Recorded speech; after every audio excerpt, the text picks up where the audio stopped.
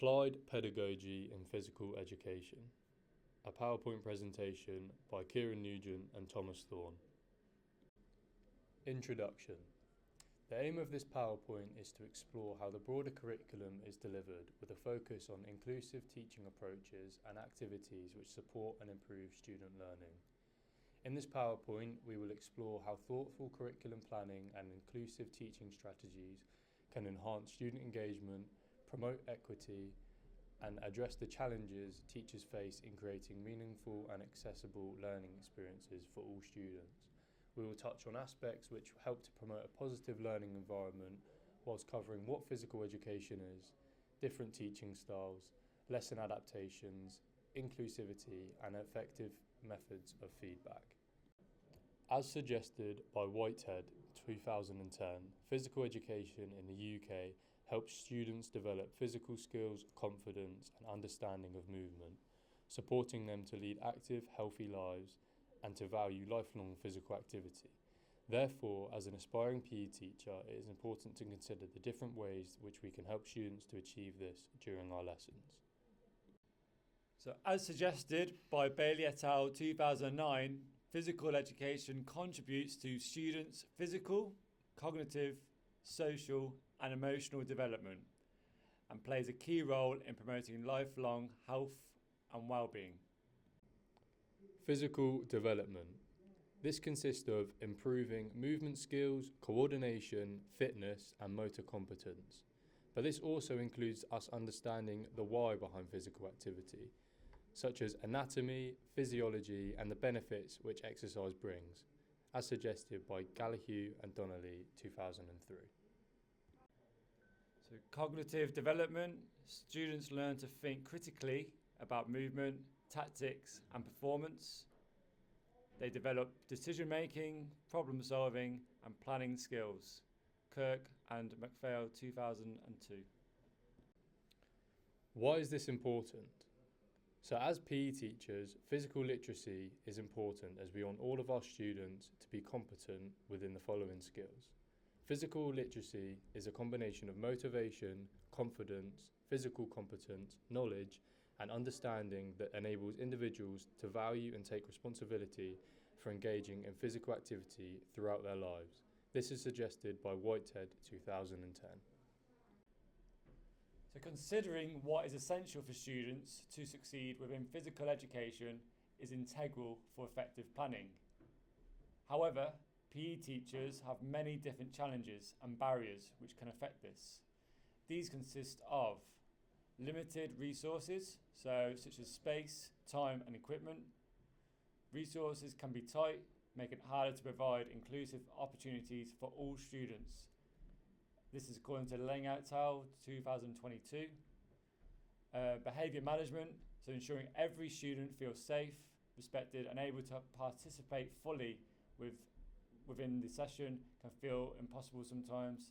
Therefore, it is a massive consideration for teachers to be fully trained and understand how to be effectively manage behaviour.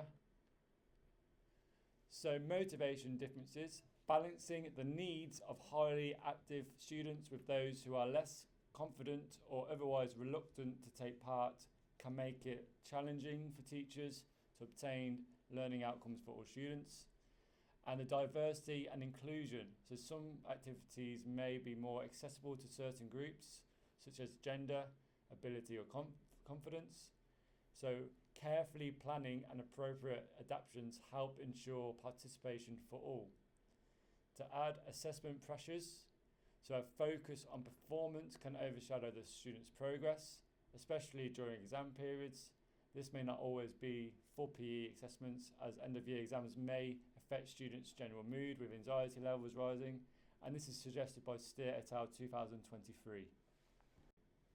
From these challenges for PE, one of the main challenges teachers face in modern-day classrooms is behaviour, from Jimenez et al. 2016, with an observational study of PE classes finding that disruptive behaviour occurs with greater frequency than non-relevant behaviours. As suggested by the Department for Education 2022, different behavioural issues which may arise within physical education may be disruptive behaviour, which may consist of students talking over the teacher, being disruptive by encouraging others to also misbehave, and general off-task behaviours. Also, some students may behave badly to an extent that they are putting the safety of both themselves and others at risk. This may be taking contact sports too far, or putting dangerous tackles in which are not encouraged at school. This can closely link into not respecting their peers, as these previous behaviours will likely result in negative learning experience for other students. A specific behavioural issue we'll be focusing on is ADHD. Attention Deficit Hyperactivity Disorder is a developmental disorder marked by persistent symptoms of inattention, hyperactivity, and impulsivity.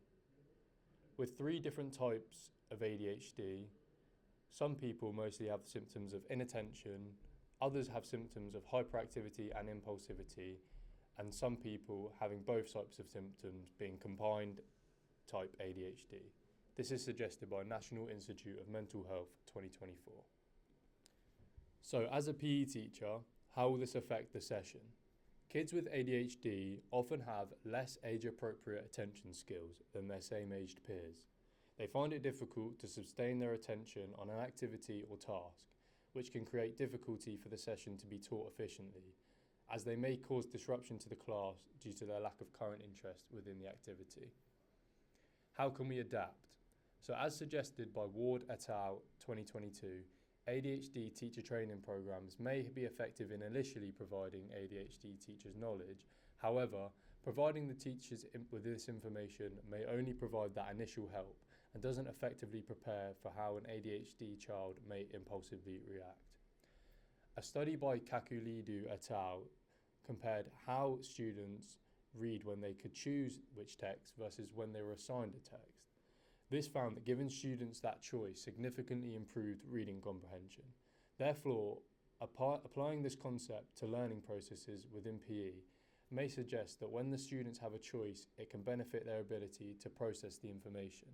This can be incorporated into sessions directly for students who find it difficult to control both their impulsivity and inattentiveness. This clip shows a group of students playing a simple game, focusing on catching, passing, and movement towards the end of the opponent's half. Within this video, we have a student struggling and paying attention, which is therefore negatively impacting the team. We can clearly see that when Sam calls Izzy's name and passes the ball in her direction, she's not engaged, and as a result, her team lose the ball. This leads into another challenge within PE. So certain circumstances with regards to behaviour mean we have to consider which of these two matter more, being equal or being equitable. Equality would be treating all students the same with the same rules, resources and behaviour expectations. Or as future PE teachers, do we want to be more equitable, consisting of adapting expectations and support to meet individual students' needs or circumstances so everyone has a fair chance to succeed.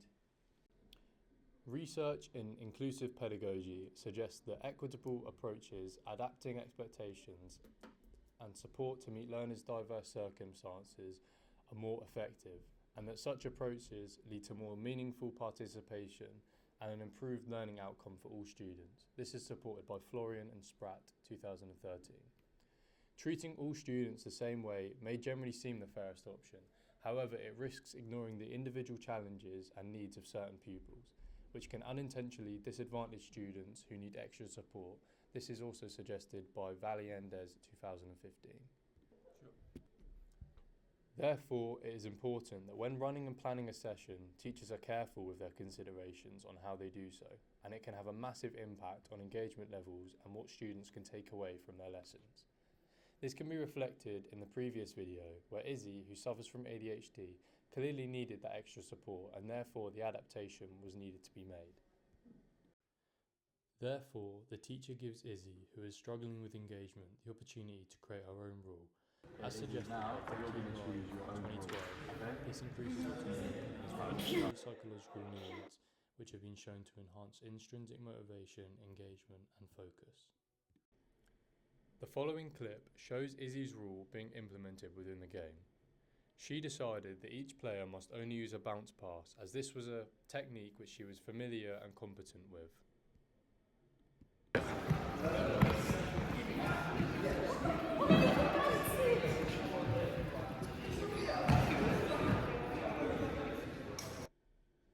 Within the video, we can clearly see a massive difference between her attention levels to the game, with her tracking back to help her team. So this leads us on to the different spectrum of teaching styles of Moshton and Ashworth. So this is a framework used widely in physical education to describe how teachers and students interact during learning. So developed by Moshton and Ashworth in 2008, the spectrum of styles range from teacher-directed styles like command or practice, where the teacher makes most decisions, all the way to student-centered styles like guided discovery or learner-designed. As reflected within the previous videos, we have chosen to focus on a more student-centered approach. But why have we done this? As suggested by Reeve and Jang 2006, student-centered teaching improves behaviour by increasing motivation, leading to greater engagement and therefore fewer off-task behaviours. When pupils have choice and feel supported, they are less likely to be disruptive, with research showing that autonomy-supportive teaching leads to higher engagement and therefore fewer behavioural problems. This is supported by Strout, Optenacker and Minna 2013. This can be reflected in the previous videos, where a student was much more engaged after being given a role of authority by creating her own rule.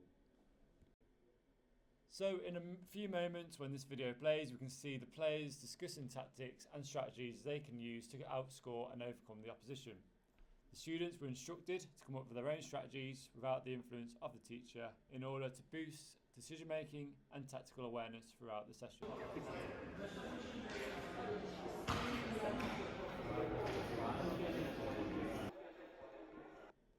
So Alika and Garjo 2017 suggests that within a game-centered model, encouraging students to create their own tactics can lead to higher motivation and more positive engagement in PE compared with a traditional technical approach.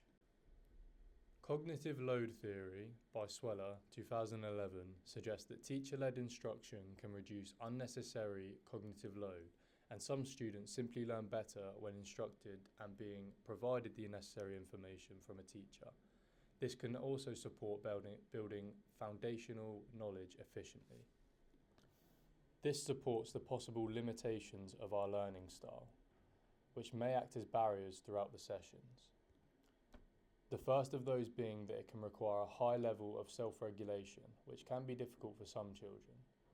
Previous learning experiences may also have an impact on this approach, as students will have different ways of making sessions more enjoyable, with some making implementations which may make the game more fun, and some making implementations which focus on improving a specific skill.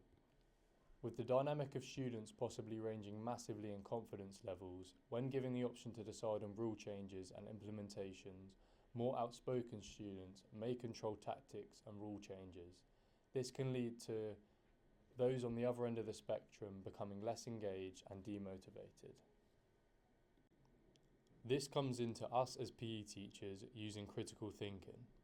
As suggested by Brookfield 2017, critical thinking can be defined as identifying and challenging assumptions, exploring alternative perspective, and making informed decisions.